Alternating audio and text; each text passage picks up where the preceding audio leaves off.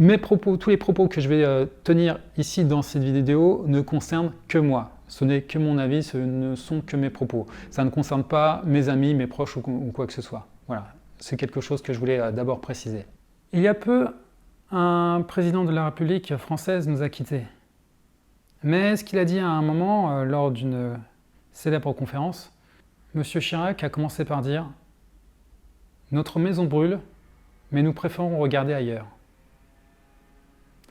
Et c'est exactement ça. Je vous l'ai dit précédemment, c'est que souvent, voilà, on ne veut pas voir ce qui se passe et autres, surtout quand c'est loin, alors qu'il se passe vraiment des choses par rapport aux guerres, par rapport à la pollution, par rapport au plastique, par rapport à nos continents qui sont infectés par rapport à tout ça.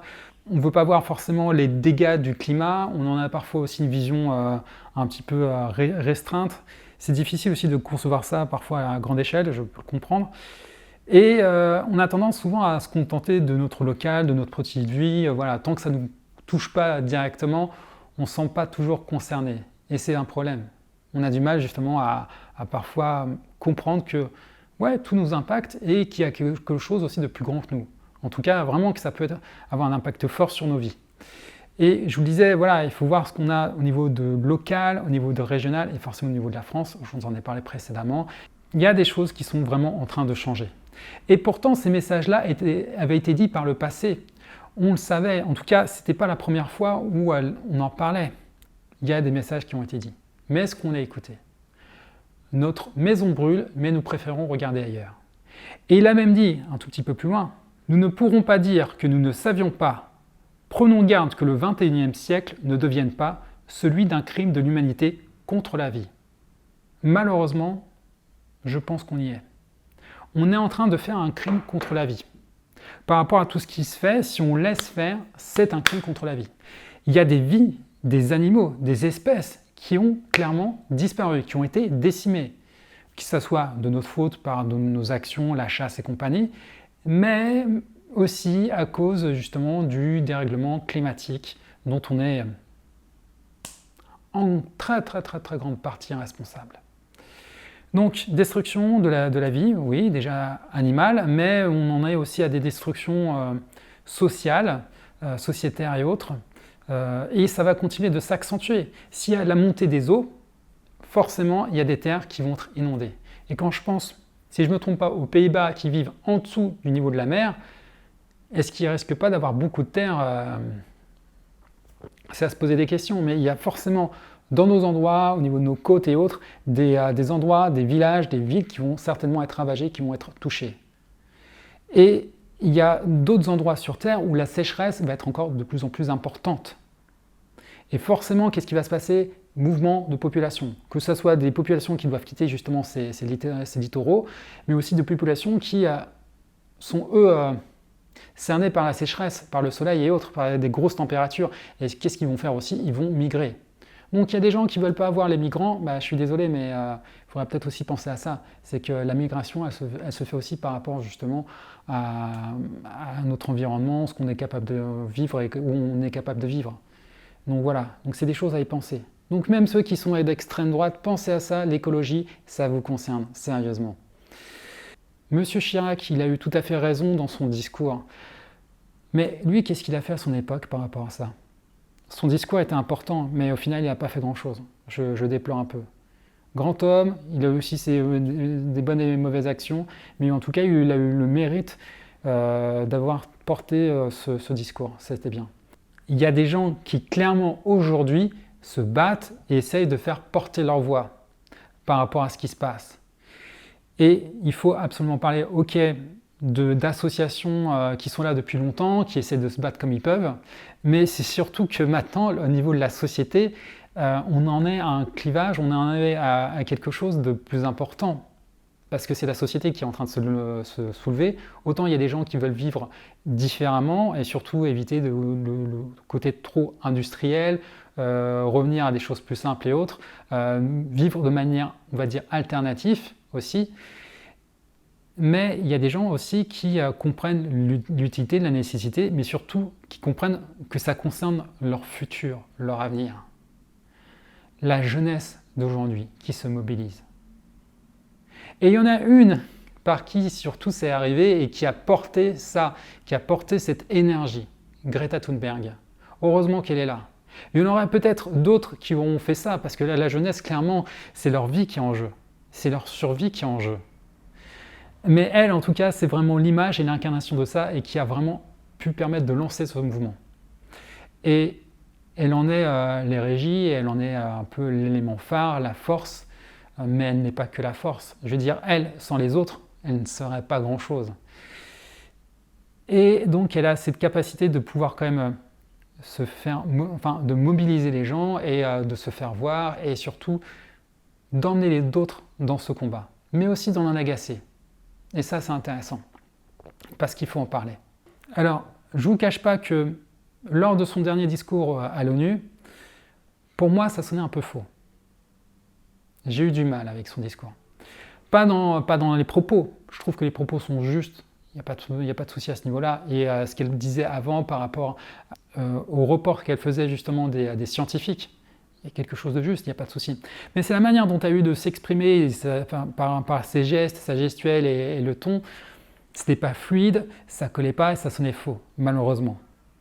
Alors bien sûr, du coup, il y en a qui ont été agacés de ça. Il y a des gens qui sont déjà agacés de ça, d'elle, et il y a des gens qui ont été agacés de ça et qui n'ont pas aimé son discours et qui n'ont trouvé... Pourquoi ? Moi, si je l'ai trouvé faux, après j'y ai réfléchi, je me suis dit, bon, voilà, j'ai essayé de l'excuser, on peut dire ça comme ça, mais pas que l'excuser, en tout cas de trouver des raisons de ça. Cette jeune fille, elle ne s'exprime pas déjà dans sa langue. Donc il faut qu'elle pense dans une autre langue. Ensuite, il y a la question de la pression, parce qu'il y a quand même une certaine pression. Il y a aussi la question, je pense, surtout de suivre un texte, parce qu'il y avait un texte qu'il fallait suivre, et aussi au niveau de ses émotions. Donc suivre un texte, alors que vous avez des émotions fortes, c'est compliqué. Et là, au niveau de ses émotions, je pense que c'est surtout ça aussi. C'est qu'on voyait qu'elle était en colère. Mais en fait, cette fille-là, elle en vient à avoir la rage.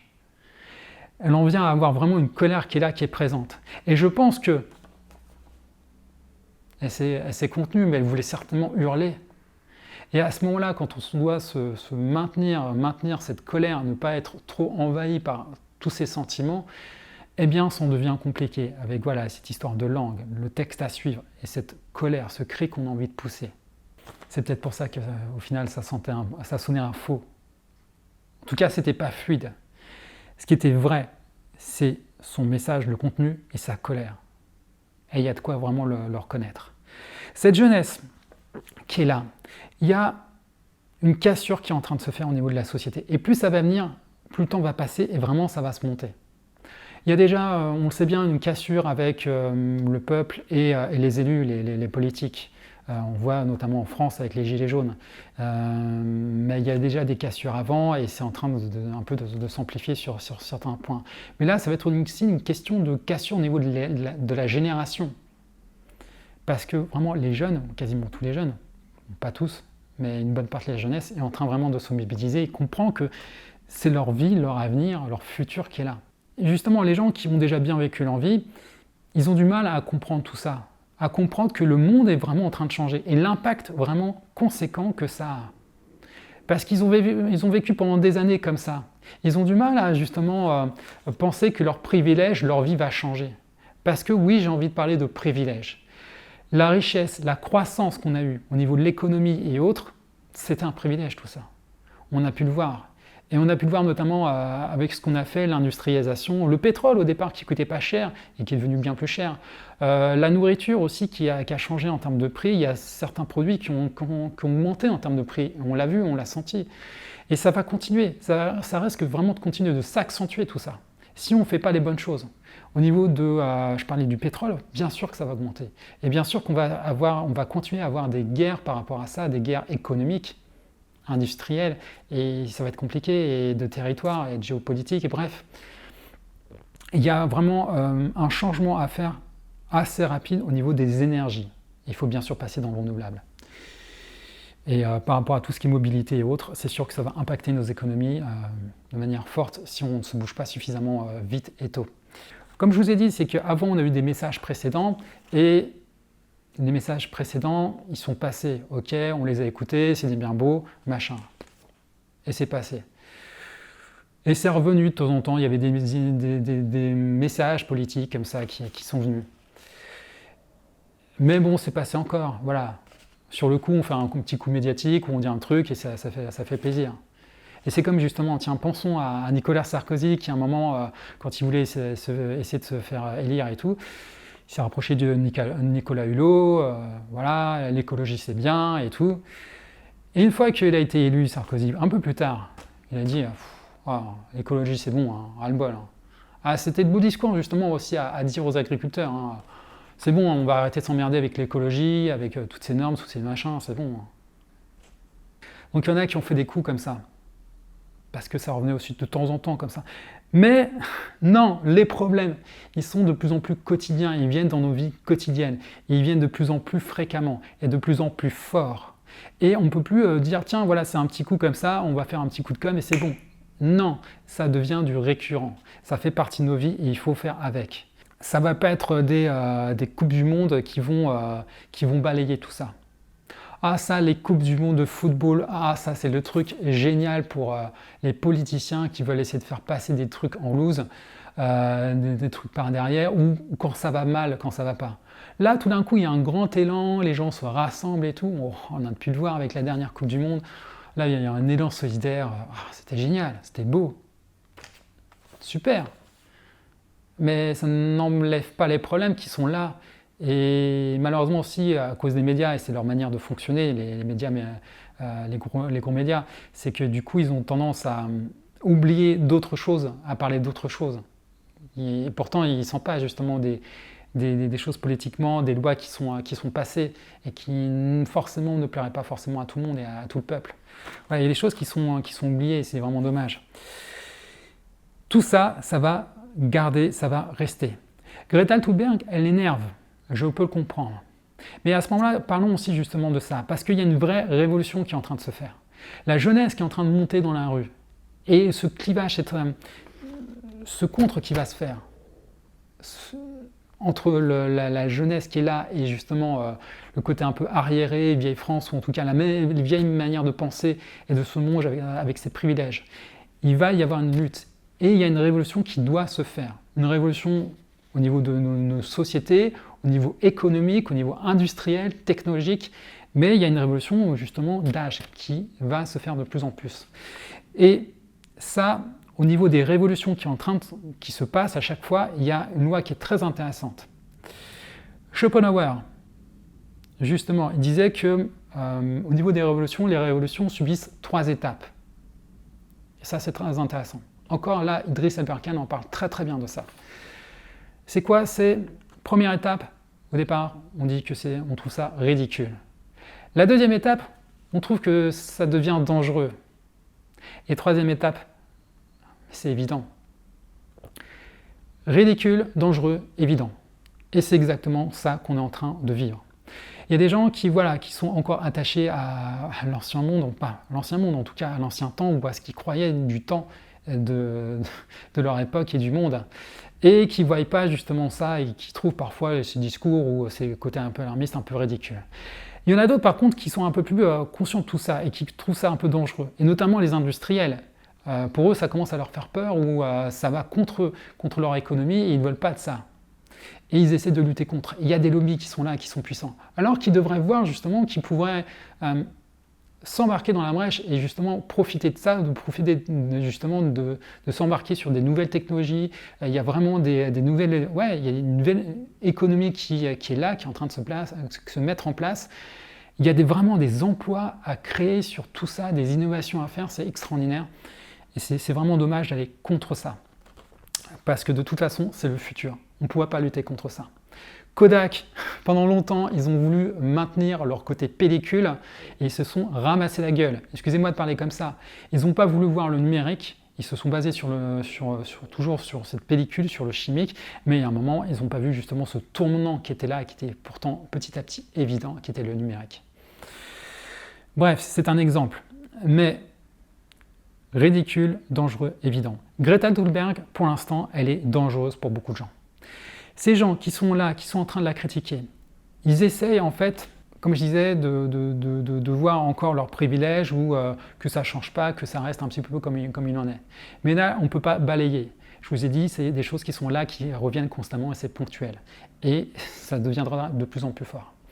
Greta Thunberg, elle est là pour durer. Ce mouvement est là pour durer. Et bien sûr, comme elle canalise tout ça, forcément, il y a des gens qui en veulent. Il y a une image, elle a peut-être une gueule qui ne plaît pas à tout le monde. Il y a des gens qui vont essayer justement de trouver des défauts et qui vont au final trouver leurs propres défauts en eux pour leur refourguer à elle. Parce que c'est ça, il y a une colère, il y a des choses aussi qu'on n'assume pas. Il y a des gens qui ne veulent pas assumer le fait qu'ils ont participé à ça, à ce monde, à ce qui s'est passé, à ce qui est en train de se passer, qui ne se sont pas suffisamment bougés et exprimés par rapport à ce qu'ils auraient dû faire. C'est une manière un peu de se dédouaner ou tout le moins de victimiser. Je ne vais pas partir sur des grandes choses qui sont passées au niveau de l'histoire, mais on a toujours voulu trouver des victimes à ce qui s'est passé. Et aussi, souvent, on essaie de reporter nos propres fautes sur les autres. C'est plus facile de se dédouaner comme ça. Et il y en a, justement, c'est ce qu'ils font. Leur faute, leur colère, ils la rejettent sur elle. Il faut bien mettre une image par rapport à tout ce qui se passe à ce mouvement. Eh bien, c'est elle. C'est elle qui prend beaucoup dans la gueule. Et ça vient souvent de qui ? Ça vient parfois de journalistes, mais aussi surtout, principalement d'une époque de papy boomers. Et ouais. Leur manière de voir, de penser le monde, voilà, elle est encore dans l'ancien temps, dans l'ancien monde. Alors que le monde vraiment est en changement et il y a un futur. Ils ont du mal encore à vraiment se projeter, à voir les choses de manière différente. Et de voir que oui, il faut agir, il faut faire les choses autrement. Des gens souvent qui sont blancs, des adultes, oui c'est ça, des adultes d'un certain âge, blancs, je dis blancs mais pas tous, mais voilà, souvent, des hommes, beaucoup d'hommes. Il y a un côté misogyne à ça. Ah, c'est une femme ou une jeune fille. Et c'est même la traiter de gamine. Dire tiens, la gamine qui est en train de nous faire la leçon. Moi j'ai plutôt envie de dire une jeune fille qui va devenir une jeune femme. Mais non, disons plutôt gamine, c'est encore plus fort. Allez, c'est la gamine qui est en train de nous faire la leçon. Ça, oui, forcément. Les adultes détestent qu'on leur fasse la leçon. Enfin, déjà, qui de base aime qu'on lui fasse la leçon ? En tout cas, la leçon de morale. Personne n'aime les leçons de morale. Et là, le fait en plus que ce soit une gamine qui fasse la leçon de morale, comment ne pas le prendre mal ? Forcément, nos égos, ils en prennent un coup. Mais il faut bien dire, eh ben ouais, mais c'est la faute de qui ? Normalement, il faut se poser la question. Donc on dit, tiens, mais ouais, attends, là, la jeune fille, t'as vu à quoi elle ressemble ? Il y en a certains qui la traitent de mongolienne, de mongole. Il faudrait peut-être qu'ils s'interrogent justement sur ce qu'est la trisomie 21. Ça serait bien, ça serait intéressant. Je pense que ça les cultiverait, ça les rendrait un petit peu moins bêtes. Voilà, non, elle est loin d'être trisomique. Elle a peut-être un petit défaut, quelque chose, mais c'est une fille quand même intelligente. Elle parle plusieurs langues, elle s'exprime bien. Et elle a du caractère. Donc elle est loin d'être bête. Et des gens qui disent qu'elle est manipulée. Comme je l'ai dit juste avant, elle est loin d'être bête. Et comme elle est entourée, elle rencontre plein de gens qui lui parlent et autres, si elle était si manipulée que ça, au final, je pense qu'il y a des gens qui lui auraient dit depuis longtemps, elle le saurait et elle ferait les choses autrement. Et si elle est manipulée, moi je dirais qu'elle manipule aussi de son côté. Ou du moins, c'est pas ça. Plutôt qu'elle profite des avantages que certains peuvent justement lui donner. Et qui ne le fait pas ?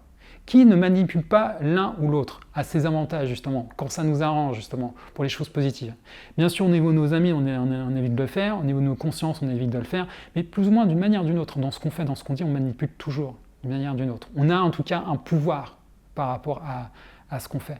Et justement, c'est ça qu'il faut voir, c'est comment on exploite ce qu'on fait, nos capacités, nos pouvoirs. Est-ce qu'on le fait en bien ou en mal ? Et je pense que justement, elle essaie de bien faire les choses.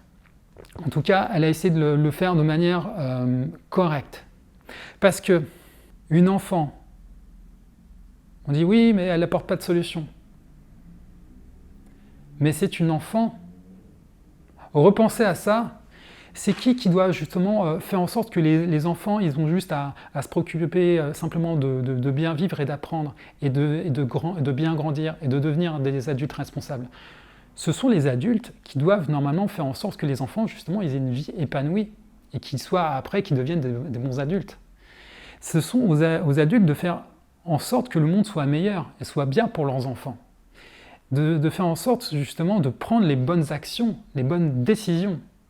C'est pas une gamine d'apporter des solutions et des actions. C'est normalement aux adultes de le faire. Alors bien sûr, les enfants, oui, ils ont aussi des actions à faire, ils ont des actions qu'ils essaient de faire. Donc des solutions, je pense qu'elle n'a pas trop voulu aller dessus, elle n'a pas trop voulu polémiquer par rapport à ça, mais forcément, elle a des idées de plein la tête, elle rencontre des gens qui lui disent plein de choses. Et je pense qu'elle va finir de toute façon par un moment dire et apporter des solutions, en tout cas essayer d'amener des solutions.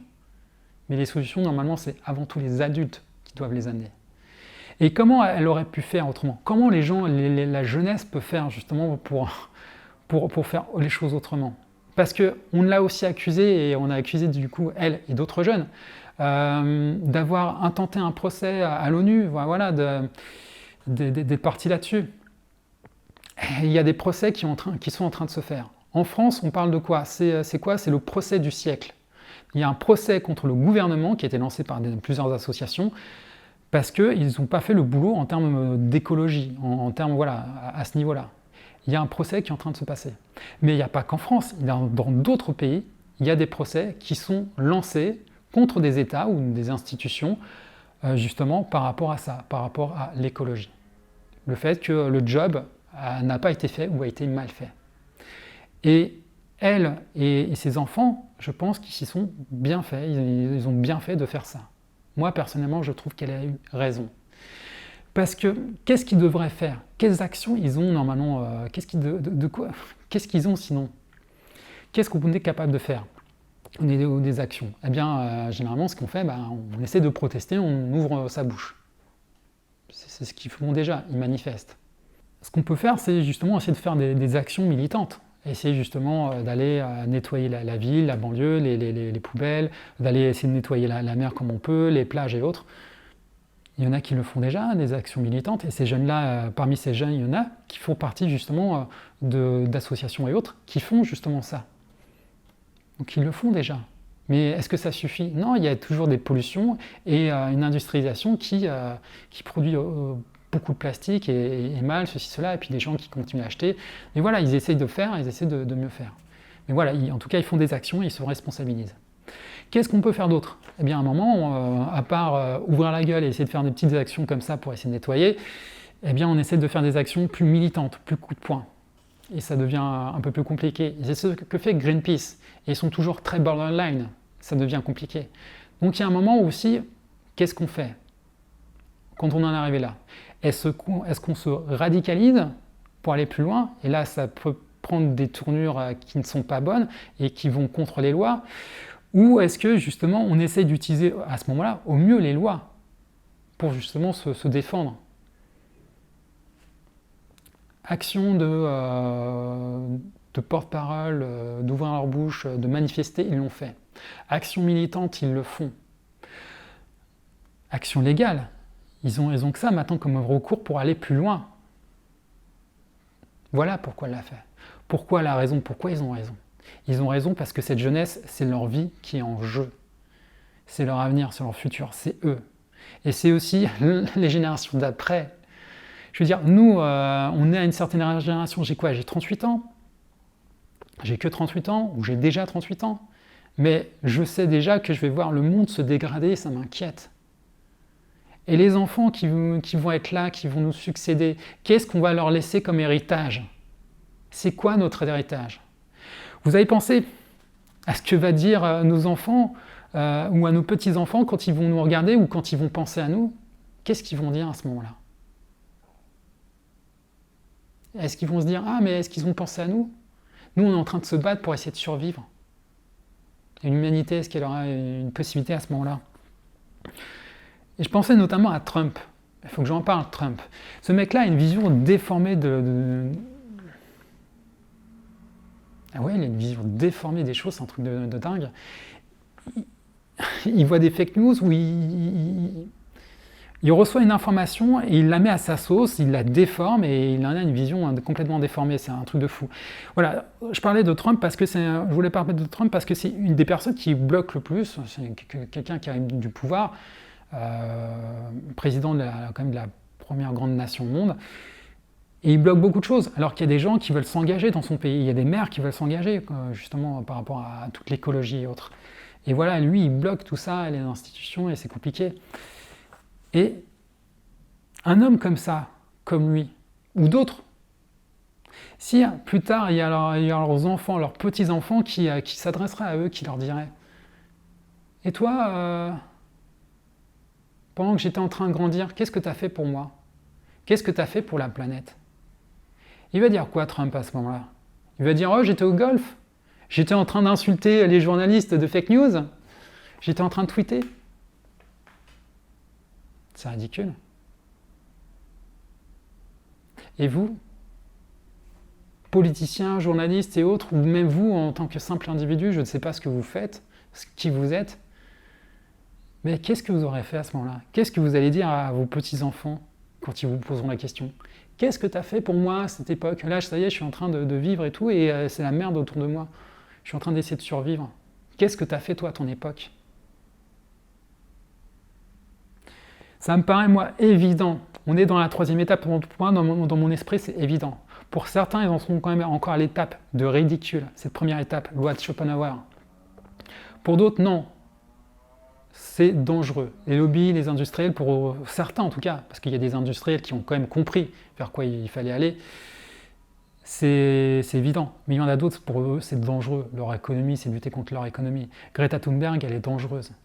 Et ouais, elle nous rapporte justement à tout ça, à tout ce qu'on ne veut pas voir, ou à nos échecs, ou à voilà, ce qu'on n'a pas fait.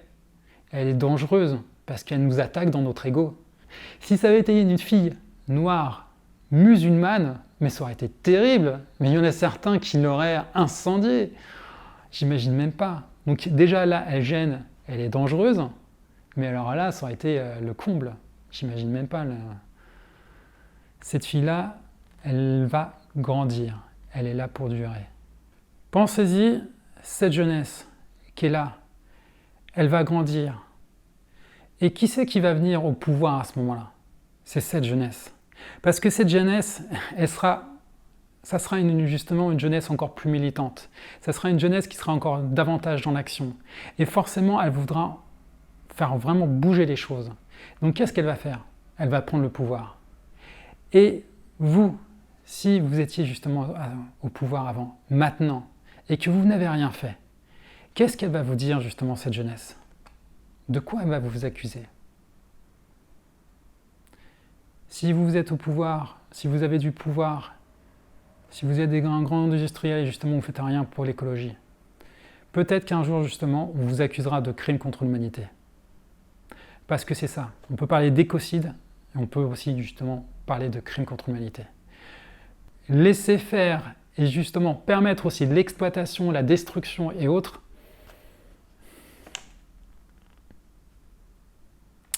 c'est quand même un crime contre l'humanité, non? Pensez à ça. Donc pour certains, si vous trouvez ça dangereux, maintenant, pensez justement à vos fesses plus tard. Parce que c'est surtout plus tard où ça va être dangereux pour vous. Si vous êtes encore là. Et si vous êtes accusé. Je vous ai dit pourquoi je trouve que Greta Thunberg a raison. Pourquoi il faut continuer. Et si c'est pas elle, ça en sera d'autres. Parce que on a besoin de survivre. L'humanité a besoin de survivre. Et on a besoin de faire mieux. Mais chacun, à notre échelle, on est capable de faire mieux. Ce n'est pas qu'une Greta, c'est tout le monde qui est concerné et on peut tous faire quelque chose par nos actions citoyennes, par ce qu'on consomme, ce qu'on achète et autres, ce qu'on fait au quotidien, par notre façon de penser et de faire et d'entrevoir.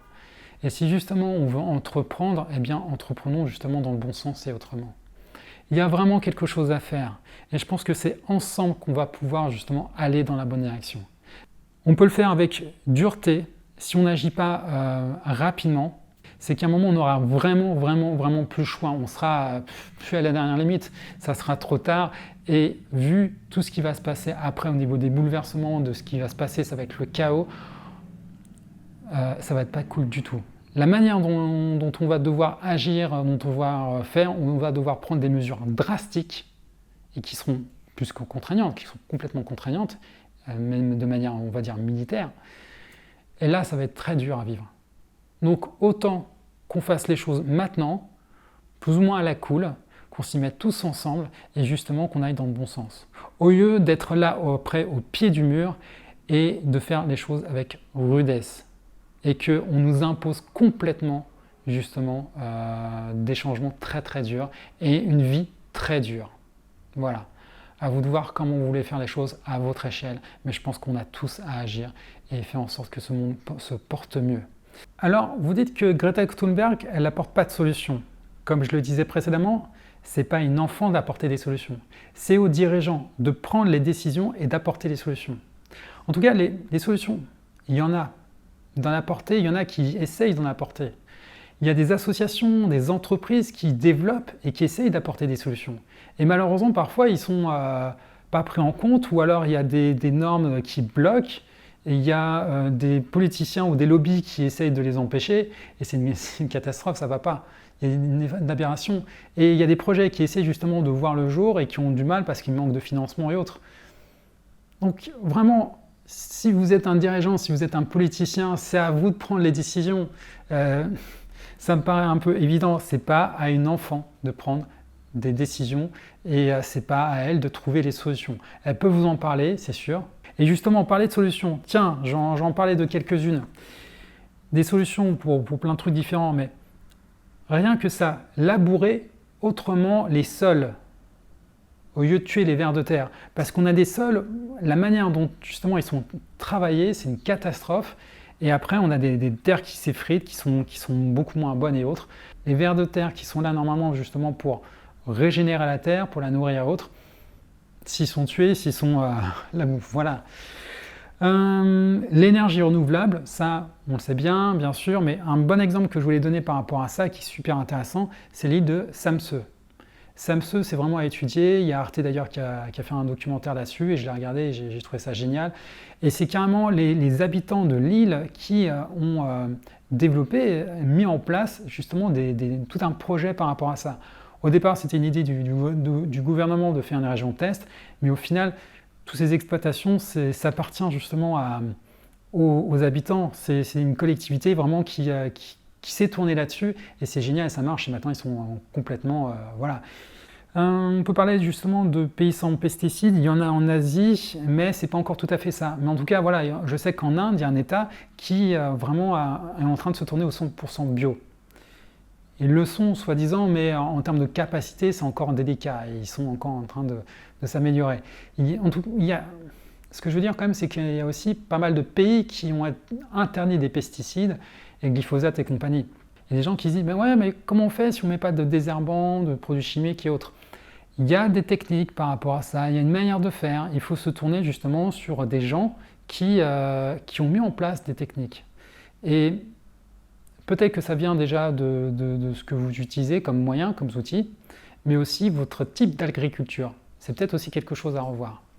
Par rapport aux outils, alors c'est pas carrément des outils, mais j'ai vu ça, j'ai trouvé ça génial, c'est des canards. Il y a des gens qui utilisent des canards pour désherber. Mais ouais. Par rapport aussi, je parlais du type d'agriculture, il y a des choses à revoir par rapport à ça, ou une agriculture qui doit se faire autrement. On pourrait parler déjà de la manière dont sont labourées les terres, mais tout ce qui est agroforesterie. C'est génial l'agroforesterie. Mettre davantage d'arbres, en tout cas on parle au niveau des villes de remettre des arbres justement pour réguler davantage la température. Et ben c'est exactement ça aussi dans les champs, pouvoir réguler la température autrement. Et puis au niveau de l'eau, de la captation de l'eau, eh bien il y a aussi des choses qui se font. Mais il n'y a pas que ça, on peut parler justement de la permaculture. Il y a une ferme qui s'appelle, c'est une ferme biologique, du Bec et Loin, si je le prononce bien. Cette ferme-là, elle est à voir justement. Regardez, il y a des reportages qui ont été faits et la manière dont à la personne justement de faire son agriculture, de la manière dont il aménage, c'est une vraie osmose qu'il faut créer. C'est un microcosme et qui marche superbement bien. Donc on peut parler aussi de l'aquaponie, qui est génial. Ça, l'aquaponie, c'est quelque chose qui se fait d'ailleurs, qui se développe dans les villes. C'est vraiment quelque chose à développer. En termes de solutions, je parlais beaucoup d'agriculture, j'ai parlé un petit peu d'énergie, on peut parler aussi de manger moins de viande. Ça aurait aussi son bénéfice, justement, de manger moins de viande, en tout cas de développer moins de viande. Il y a des solutions qui sont là. Là, je balance des choses, mais il y en a d'autres, il y en a tellement d'autres. Mais c'est aux politiciens, aux dirigeants, justement, de prendre là-dessus et de sélectionner, et de prendre les bonnes décisions, d'aller vraiment au devant de tout ça et de mettre ça en place. Voilà, cette vidéo est terminée. Elle a été assez longue, je vais la couper en 2 parties. Mais j'avais vraiment besoin de sortir plein de choses qui étaient là dans ma tête. Vraiment, j'ai pris des notes à des moments, des choses qui étaient sur le cœur et j'avais vraiment besoin de les sortir. À voir, je pense que ça ne parlera pas à tout le monde. Je ne sais pas combien de personnes aussi vont regarder ces vidéos. Généralement, il n'y a pas grand monde qui regarde mes vidéos, mais ce n'est pas grave. Je partage ce que j'ai envie, je parle de ce que j'ai envie. Et si justement ça parle à certains, ça leur fait écho, eh bien tant mieux. Si justement il y a quelque chose à chaque fois de positif qui s'en dégage, tant mieux. Et j'espère que là, ça sera le cas. Donc à vous de voir justement, à vous qui regardez la vidéo, qu'est-ce que vous allez en faire? Est-ce que vous allez simplement la garder là ou si justement vous allez la partager? Voilà, c'est ma manière de parler, de communiquer. Je verrai si je ferai d'autres vidéos où justement je parlerai un peu de coup de gueule ou en tout cas de choses que j'ai sur le cœur à voir. Mais il y a d'autres choses aussi que je veux apporter de manière aussi positive et des choses aussi à penser autrement. Voilà, en attendant la vidéo de la semaine prochaine, en attendant les autres vidéos, tout ce que je peux vous dire c'est que j'espère qu'ensemble, voilà, chacun dans notre coin, on fera la différence, qu'ensemble on pourra penser et faire et agir autrement, faire un monde meilleur, clairement. Et puis pour tout ça, faites attention à vous, prenez soin de vous, prenez soin de vos proches. Je vous souhaite vraiment tout le succès que vous méritez et vraiment de passer massivement à l'action. Et tout le bonheur que vous pouvez avoir, tout simplement. Voilà, je ne souhaite que le meilleur. Salut!